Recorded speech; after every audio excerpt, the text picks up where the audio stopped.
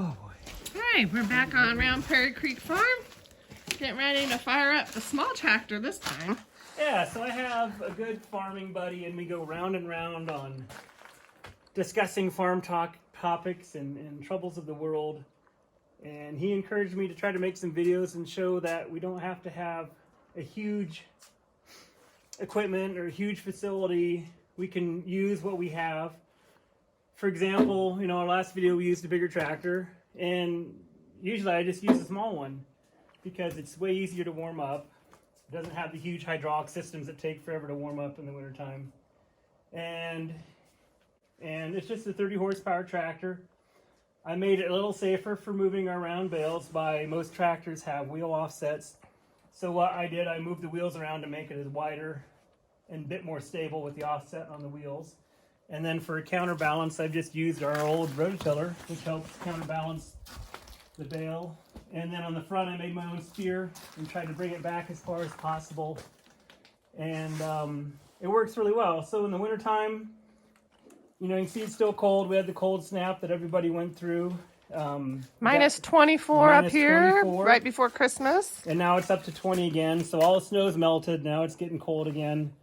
But I usually come down, I warm up the little tractor. I thought we could talk about cows and why we have done cows. And, last video we kind of joked that beef is the new kale, but really is beef the new Bitcoin. So today I want to talk about that. We'll go out and feed the cows. We'll have a chat and why we went with the cows that we have and why we believe they work for our situation and why they might not work for everybody, but for us they seem to work okay. So let's get the little guy warmed up. And I have a block heater, but it's not insanely cold. It's only like 20. St. Bernard is hanging out with us. So the big tractor's next door in the other barn, but we're just going to use the little one for today. And if you're not a knucklehead and just drive reasonable and keep the bale low, and the bales aren't super heavy, we're probably maybe our second cutting, maybe bigger bales, or maybe 800 at the most. So it's not too bad. Usually I just use a little trickle charger to keep it, the battery topped off. And let's unplug that. We'll let it get going here, let it warm up, and then we'll go feed and talk cows. But let's talk cows. Let's go feed them. We're gonna do a second cutting and a first cutting mix. It's been super cold. Hi, ladies. You know the good stuff is coming out. Hey, love. You're a big old mush pot, aren't you? So let's run over real quick. We'll feed them and we'll talk cows.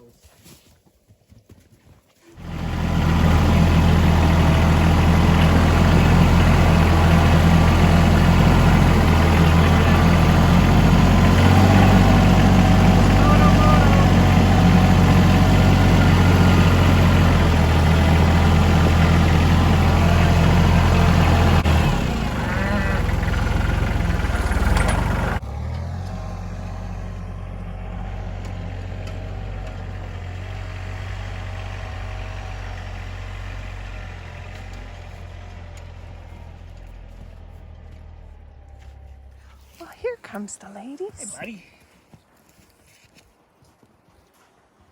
Here they come. Okay. Hi, guys. So my farmer friend and I, we go round and round. Are our cows worth it or not worth it? And for me, they're worth it for a variety of reasons. We're living in a day of age where we have economic collapse. We've got inflation. We've got the stock market crashing. Every day we watch our stocks that we thought we were so clever in doing become worthless. We have a debt crisis in our U.S. So our thought on combating this is to have livestock, things that are worth equity. We have a little tractor that is actually costs more now used than what we bought for it or paid for it, 10 years ago. We've got cattle that, we joke that beef is the new kale, but perhaps the cows are the new Bitcoin for America because you can eat them, you can trade them. They have a lot of assets. And really, a small herd like this is not really much harder than just having extra pets. So it's almost our way of redistributing our wealth in our little farm to invest in animals, because we can take care of our family and our extended family, and it feels good to try to practice good animal husbandry. They're definitely going for the second cutting. Yeah, you know the good stuff. Hi, sweetheart. And then I'm supplementing with some first cutting, but it was so cold I wanted to make sure they had good heat going into them and more protein with the second cutting alfalfa. So at the end of the day, what is a tangible asset? How do you provide for your family with a Bitcoin? You'd have to buy stuff, but here it's already here for you.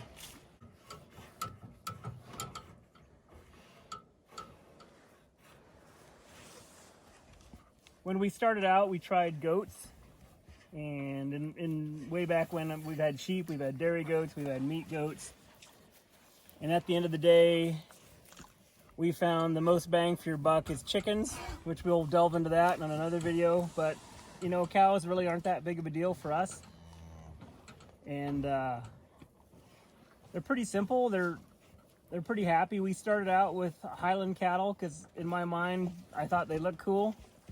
And being to Scotland, I thought, well, that'd be kind of fun to have highland cows. They would do well in the area in which we live, which they did. But the ones we had were naughty. They loved to take their horns and pull up fencing and walk out wherever they wanted to, and they would fight each other. And when I started introducing Angus cows into it, they would gore the cattle. So then we transitioned to trying to create and have livestock that is easy to deal with.